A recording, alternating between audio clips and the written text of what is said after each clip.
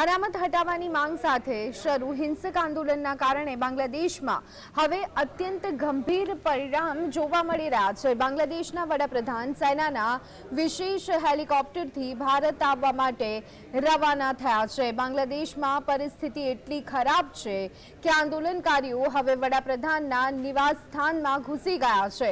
Internet બંધ, curfew છતાં પરિસ્થિતિ નિયંત્રણમાં આવી રહી નથી। રસ્તા પરથી પોલીસને હટાવી અને સેના તૈનાત કરી દેવામાં આવી છે। શેખ હસીનાના પુત્રએ દેશના સુરક્ષા દળોને આગ્રહ કર્યો છે કે સત્તાને પલટો કરાવવાના પ્રયાસોને રોકવામાં આવે।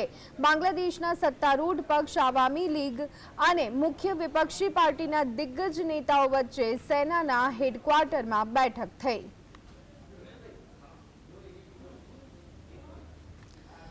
તો બાંગ્લાદેશમાં અત્યારે હાલ સ્થિતિ વિકટ જોવા મળી રહી છે। શેખ હસીના બાંગ્લાદેશ તેઓએ છોડી દીધું છે અને સાથે જ તેઓએ રાજીનામું પણ આપી દીધું છે। ત્યારે હવે તેઓ ભારત આવી શકે છે તેવી ચર્ચાઓએ પણ જોર પકડ્યું છે। બાંગ્લાદેશમાં તખ્તાપલટ વડાપ્રધાન પદેથી શેખ હસીનાએ રાજીનામું આપી દીધું છે।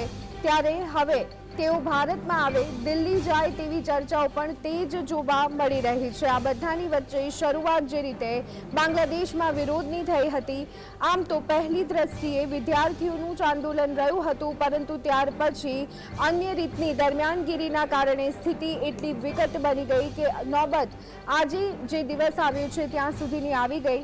આખરે એટલો ભારોભાર વિરોધ જોવા મળી રહ્યો છે શેખ હસીના સામે કે આખરે શેખ હસીનાને બાંગ્લાદેશ છોડી દેવું પડ્યું છે અને આ સાથે જ તેઓ ભારત પણ આવી શકે છે તેવા સમાચાર પણ સામે આવી રહ્યા છે।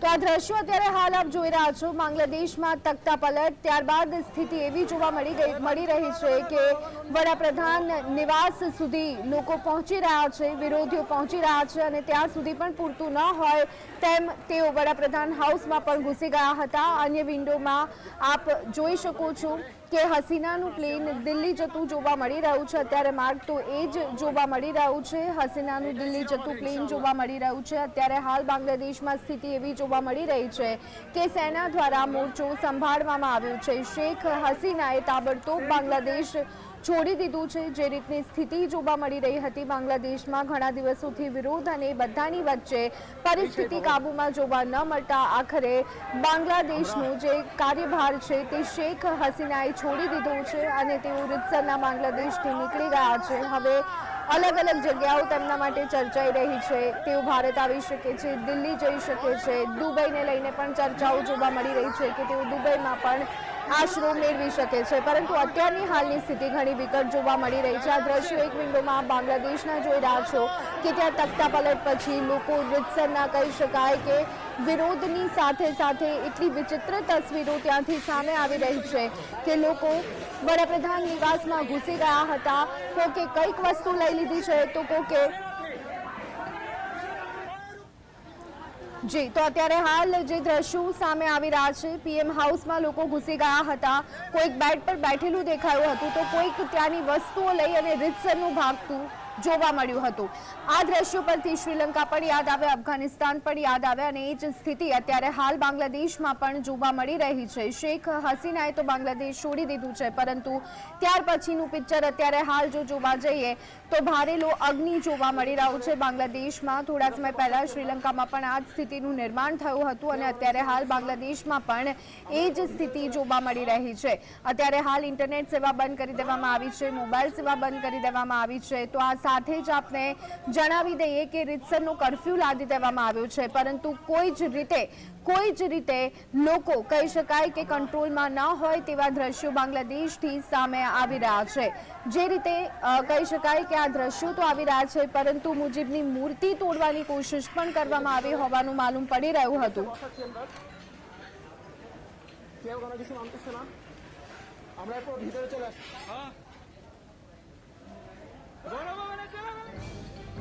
તો બાંગ્લાદેશના પીએમ શેખ હસીનાએ રાજીનામું આપી દીધું છે. વડાપ્રધાન પદ પરથી તેઓએ રાજીનામું આપી દીધું છે. તેઓએ ઢાકાનું ઘર પણ છોડી દીધું છે અને તેઓ અત્યારે હાલ તો બાંગ્લાદેશ છોડી અને આગળ નીકળી ચૂક્યા છે. અનેક ચર્ચાઓ જોવા મળી રહી છે કે તેઓ ભારત આવી શકે છે, દિલ્હી પહોંચી શકે છે અથવા તો દુબઈમાં પણ તેઓ આશરો મેળવી શકે છે.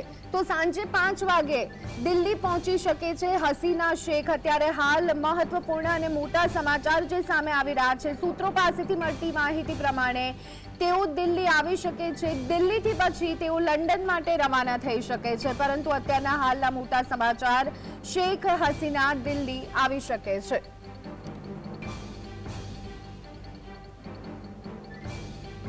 તો આ સંદર્ભે વધુ વિગત મેળવી લઈએ. અમારા સંવાદદાતા પ્રવીણ અમારી સાથે જોડાઈ ગયા છે. પ્રવીણ, શેખ હસીના દિલ્હી આવી શકે તેવા સમાચાર અને ત્યાર પછી તેઓ લંડન જઈ શકે છે, કેવી રીતે જોઈ રહ્યા છો અને સાથે જ શું છે અપડેટ? વિકલ્પ નથી શેખ હસીના પાસે, કેમ કે જે પ્રકારનો જુવાળ છેલ્લા 1-1.5 મહિનાથી બાંગ્લાદેશમાં હતો અને તેની પાછળનું કારણ અનામત હતું હાઈકોર્ટથી સુપ્રીમ કોર્ટ. અને સતત જ્યારે વિદ્યાર્થીઓ રસ્તા પર આવે, ભલે શેખ હસીના કહે છે કે આ વિદ્યાર્થીઓની આગ કે આક્રોશ નથી, પરંતુ આની પાછળ કંઈક ઈરાદાઓ અલગ છે. પણ જ્યાં સુધી બાંગ્લાદેશની વાત છે, 71માં જ્યારે પાકિસ્તાનના 2 ભાગલા થયા, અલગ રાષ્ટ્ર બન્યું, ભારતનો આટલો મહત્વપૂર્ણ ફાળો છે. સામરિક રીતે જે અફઘાનિસ્તાન અને શ્રીલંકાને મદદ પહોંચાડીએ છીએ, એ જ પરિસ્થિતિ ભારતની બાંગ્લાદેશ સાથે છે. પણ જે સૌથી મોટી અપડેટ એ છે, જે વિમાન જોઈ રહ્યા છો, વિમાન છે C-130 જે હર્ક્યુલસ, જે બાંગ્લાદેશ એરફોર્સનું વિમાન છે. અને જે અપડેટ્સ અને અહેવાલ વહેતા થયા છે, જે ફ્લાઇટ નંબર કે જે વિમાન નંબર આપ્યો છે, અને વિમાન નંબર પર તમે ફ્લાઇટ ટ્રેડરમાં સર્ચ કરો તો તમને જોવા મળે કે આ વિમાનનું એકચ્યુઅલ સિચ્યુએશન શું છે, એટલે કે શેડ્યુલ ક્યાં પહોંચ્યું છે. તો હવામાં છે અને જે અહેવાલો છે કે દિલ્હી પહોંચશે 5 વાગ્યાની આસપાસ, તો એ પરિસ્થિતિ છે કેમ કે શેખ હસીના પાસે અત્યારે કોઈ ઓપ્શન નથી, વિકલ્પ નથી. અને એક સ્થિતિ એવી આવવાની હતી, તમે જે શ્રીલંકાનો ઉલ્લેખ કર્યો, આપણે ત્યાં પણ જાણીએ છીએ કે લાંબા સમયથી નારાજગી હતી, પછી લોકો રસ્તા પર આવ્યા. આજે અત્યારે 4 લાખથી વધુ લોકો રસ્તાઓ પર છે બાંગ્લાદેશમાં, જે ભારતીયો પણ ફસાયા હતા, જે અપડેટ મળી રહી છે. આ વિગતો પણ આપશો, પરંતુ અત્યારે હાલ દર્શક મિત્રોને એ પણ સમજાવશો કે આ પ્લેન ક્યાંથી ક્યાં જઈ રહ્યું છે અને ટ્રેક કરવાની આપણે કોશિશ કરી રહ્યા છે, ત્યારે જે રૂટ છે કયો બતાવવામાં આવી રહ્યો છે? રૂટ જે તમારું મલ્હીપુરથી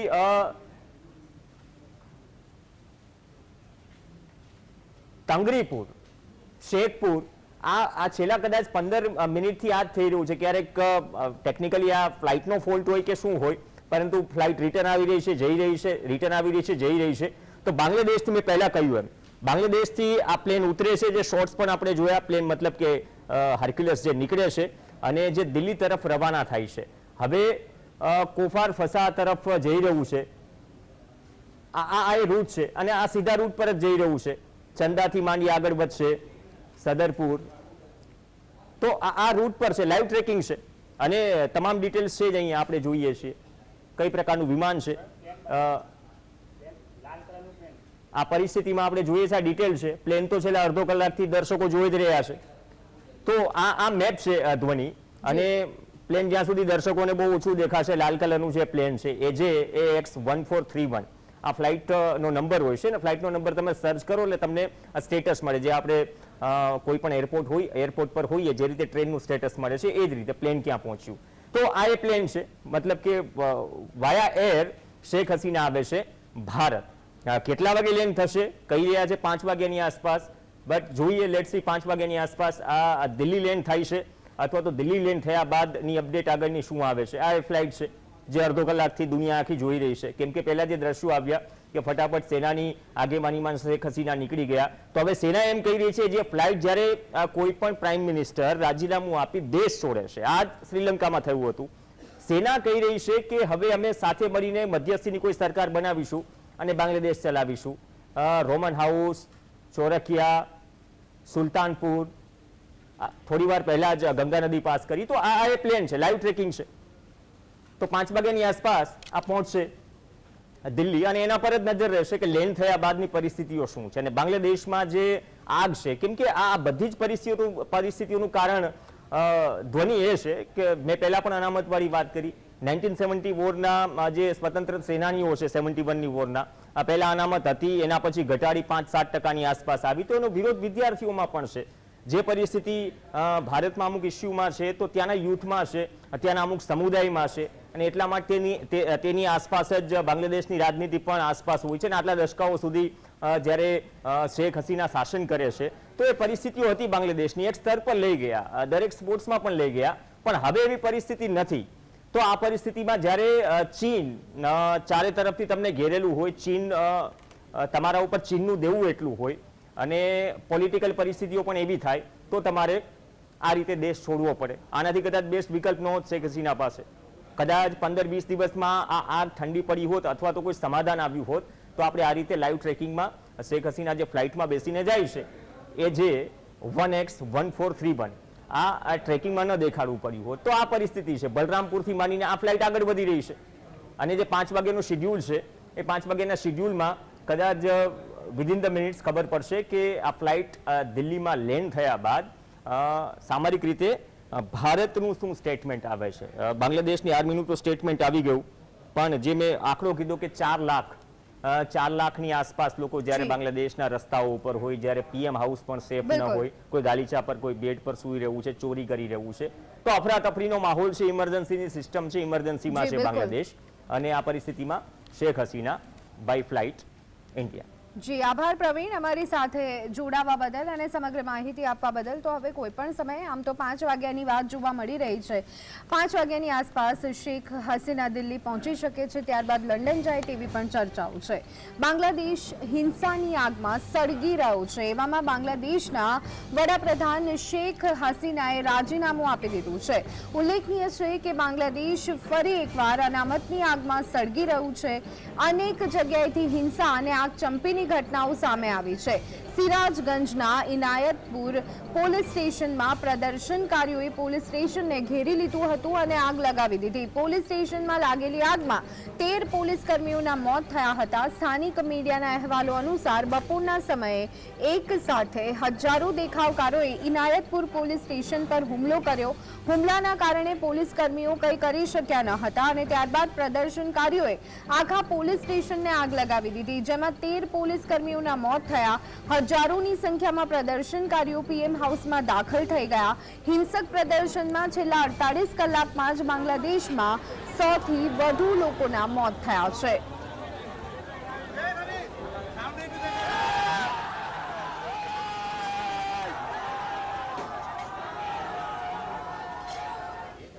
તો બાંગ્લાદેશમાં વડાપ્રધાન શેખ હસીનાએ રાજીનામું આપી અને ભારતમાં શરણ લીધું છે. ત્યારે બાંગ્લાદેશના સેના પ્રમુખ જનરલ વકાર ઉઝ ઝમાને દેશવાસીઓને સંબોધન કર્યું, જેમાં તેમણે લોકોને શાંતિની અપીલ કરી. સેના પ્રમુખે કહ્યું કે પીએમ હસીનાએ રાજીનામું આપ્યું છે અને દેશમાં હવે વચગાળાની સરકાર રચાશે. તેમણે કહ્યું કે જનતા સાથે મળી અને સેના દેશમાં શાંતિ પરત લાવશે, લોકો હિંસાથી દૂર રહે.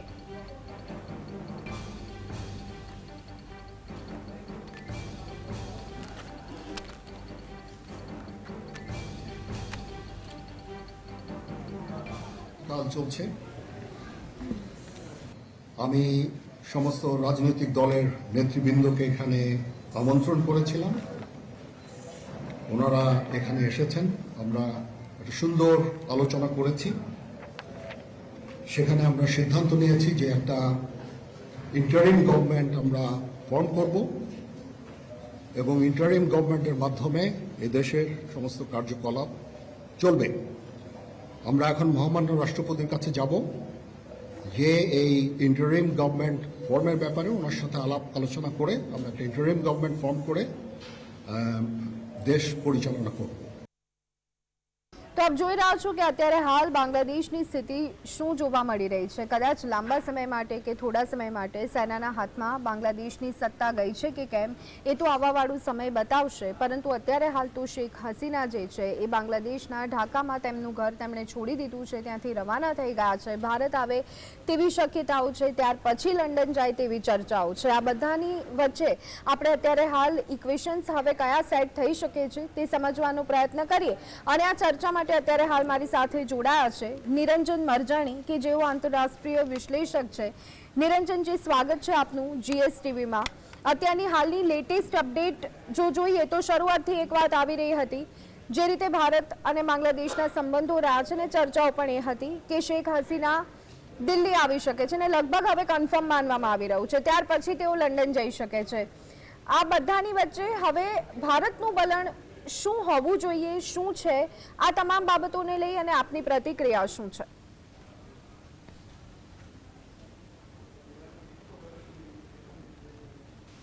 જે પરિસ્થિતિમાં વડાપ્રધાન શેખ હસીનાને રાજીનામું આપવું પડ્યું છે તો એ ભારત માટે ઘણો ચિંતાનો વિષય છે. બાંગ્લાદેશ ભારતનો પાડોશી દેશ હોવાને કારણે અને ભારત બાંગ્લાદેશના સંબંધો ઘણા સારા રહ્યા છે.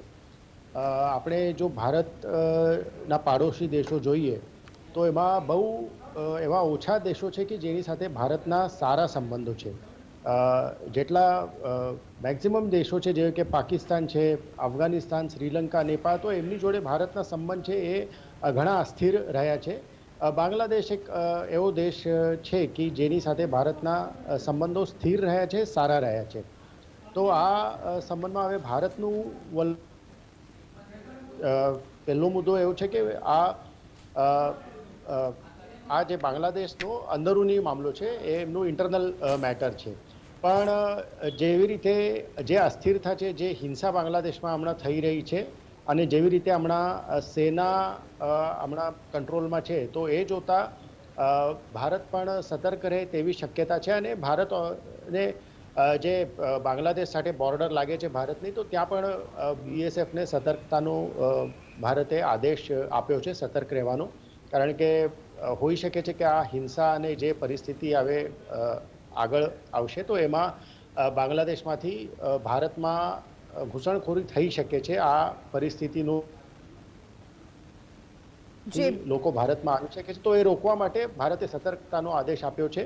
અને ભારતનું વલણ હમણાં પણ સતર્કતાનું જ રહેશે જ્યાં સુધી બાંગ્લાદેશમાં કોઈ સરકાર સ્થાપન નહીં થાય, કોઈ સત્તા ઉપર નહીં આવે ત્યાં સુધી મને નહીં લાગતું કે ભારત સરકાર પણ કોઈ એવું પગલું લેશે કે ભારત સરકાર પણ કોઈ એવી પ્રતિક્રિયા હમણાં આપશે. ભારત સરકાર એમનું બધું ઓબ્ઝર્વ કરી રહી છે. પણ જે હવે આગળના સમયમાં હવે જે સરકાર જેવી રીતે ત્યાં આવે, કોણ સત્તામાં આવે, એના ઉપર નિર્ભર છે કે હવે ભારતનું વલણ કેવી રીતે રહેશે. તો મને લાગે છે કે થોડા દિવસમાં આપણને ખબર પડી જશે. અત્યારે હાલ કોમોડોર ઉત્પલ વોરા આપણી સાથે જોડાઈ ગયા છે. ઉત્પલજી, આપનું પણ સ્વાગત છે.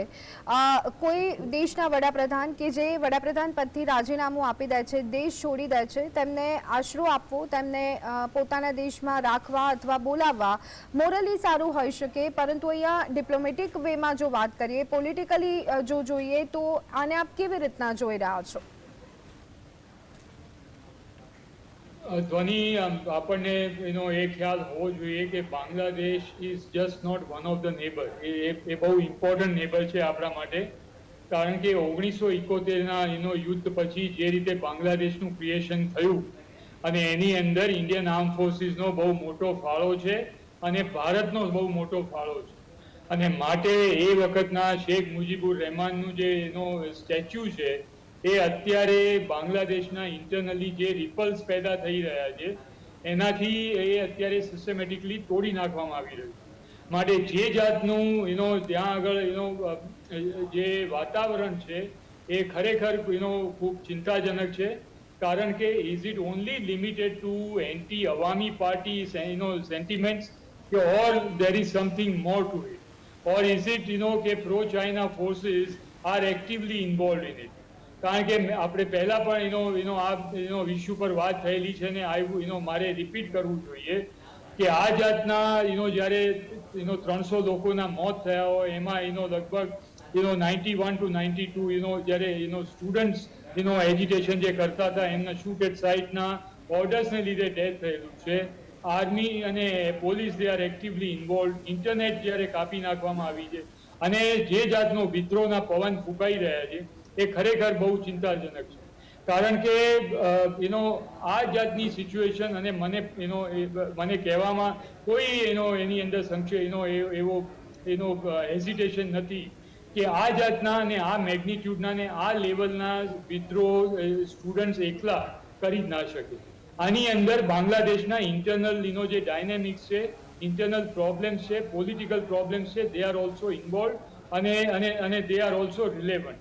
માટે આ સિચ્યુએશનની અંદર તમે જુઓ કે જ્યારે બાંગ્લાદેશ આર્મી ચીફે જ્યારે પોલિટિકલ પાર્ટીઝની મીટિંગ બોલાવી ત્યારે એમાં અવામી લીડર્સ ગયા અને only the opposition parties they have gone.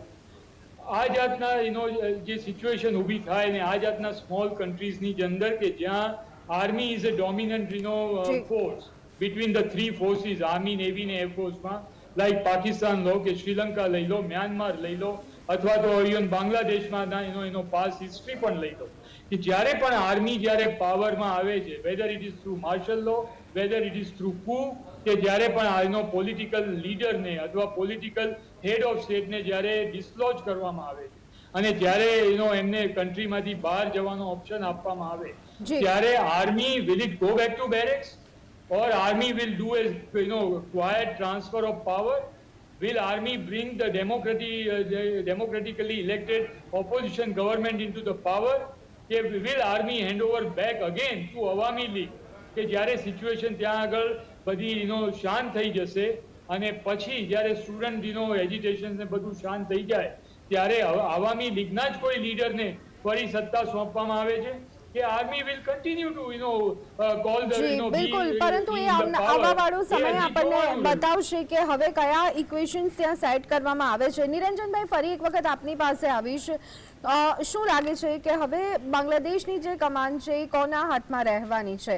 Awami લીગને ફરી એક વખત મળી શકે છે અથવા તો સેના આ કમાન સંભાળે છે કે પછી આ ભારત માટે મહત્વપૂર્ણ બાબત છે કે કોઈ ભારત વિરોધી તત્વો આવે છે તો સીધી ભારત પર તેની કેવી અસર જોવા મળશે?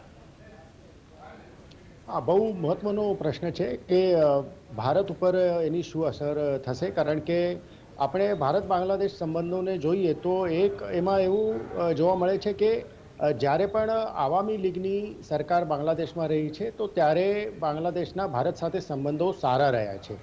તો શેખ હસીના જ્યારે પણ વડાપ્રધાન હતા, હમણાં લગભગ 2009થી અત્યાર સુધી 15 વર્ષ વડાપ્રધાન હતા, એના પહેલાં પણ એ વડાપ્રધાન રહી ચૂક્યા છે. તો ત્યારે ભારત બાંગ્લાદેશના સંબંધો ઘણા સારા રહ્યા છે. પણ જો વિરોધી પાર્ટી છે બાંગ્લાદેશ નેશનલ પાર્ટી, તો એની સરકાર જ્યારે રહી છે તો ત્યારે ભારત બાંગ્લાદેશના સંબંધો સારા રહ્યા નથી. તો એ વાત સાચી છે કે હવે સેના સત્તા પર રહેશે કે પછી કોઈ વિરોધી પાર્ટીમાંથી બાંગ્લાદેશ નેશનલ પાર્ટી કે પછી બીજી કોઈ પાર્ટી સત્તા પર આવશે, તો એના ઉપર નિર્ભર રહેશે કે ભારતના બાંગ્લાદેશ સાથે સંબંધો કેવા રહે છે.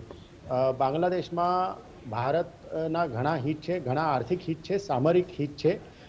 તો બાંગ્લાદેશ ભારતનો એક મહત્વપૂર્ણ સ્ટ્રેટેજિક પાર્ટનર છે દક્ષિણ એશિયામાં, અને ભારતની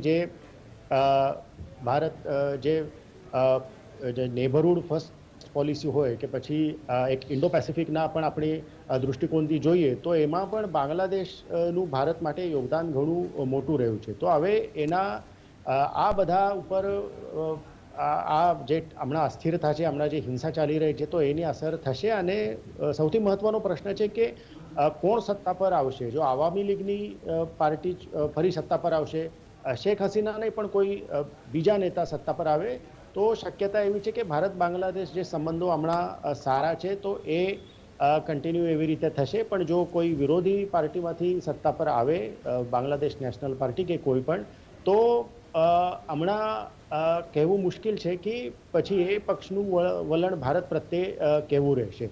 તો એટલા માટે ભારતે પણ સ્થિતિ પર નજર બનાવી રાખશે. અને ભારતના કારણ કે ઘણા ઇન્ટરેસ્ટ હમણાં બાંગ્લાદેશમાં છે. ભારતે છેલ્લા 10 વર્ષમાં બાંગ્લાદેશમાં ઘણી ઇન્વેસ્ટમેન્ટ કરી છે, ડિપ્લોમેટિક રીતે પણ અને આર્થિક રીતે પણ, સામરિક રીતે પણ. તો એના માટે ભારતની નજર આ બધી સ્થિતિ પર રહેશે. અને એ હવે જોવાનું રહેશે કે બાંગ્લાદેશમાં કોણ સત્તા ઉપર આવે છે. જો સેના સત્તા પર રહે છે તો એના સાથે ભારતના સંબંધો કેવા રહે છે એ પણ જોવાનું મહત્વપૂર્ણ છે. જી બિલકુલ, આ બંને મહેમાનો અમારી સાથે જોડાયેલા